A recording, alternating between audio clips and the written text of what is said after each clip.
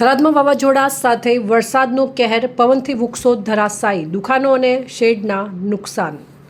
થરાદ શહેર અને આસપાસના વિસ્તારોમાં વાવાઝોડા સાથે પડેલા વરસાદે જનજીવનને અસર પહોંચાડી હતી। ભારે પવનને કારણે શહેરના વિવિધ માર્ગો પર વૃક્ષો ધરાશાયી થયા હતા, જ્યારે અનેક દુકાનો, હોટલો તેમજ પતરા વડે બનાવેલા શેડને ભારે નુકસાન પહોંચ્યું હોવાનું સામે આવ્યું છે।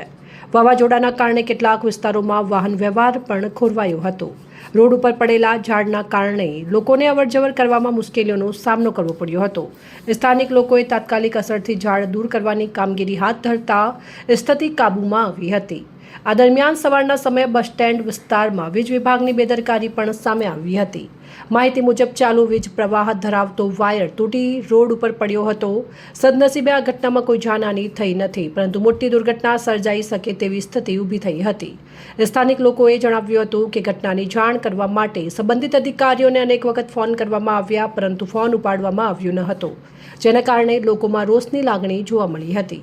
જો આવી બેદરકારીના કારણે કોઈ જાનહાની સર્જાય તો તેની જવાબદારી કોની રહેશે તેવો સવાલ પણ લોકોમાં ઉઠી રહ્યો છે। શહેરમાં પડેલા વરસાદ અને વાવાઝોડાના કારણે નુકસાનીનો પ્રાથમિક અંદાજ મેળવવાની કામગીરી શરૂ કરવામાં આવી છે, જ્યારે લોકો દ્વારા તંત્ર પાસે તાત્કાલિક અને અસરકારક કામગીરી કરવાની માંગ ઉઠી છે। અહેવાલ જીતુબા રોડ, સંબંધ ભારત ન્યૂઝ, થરાદ।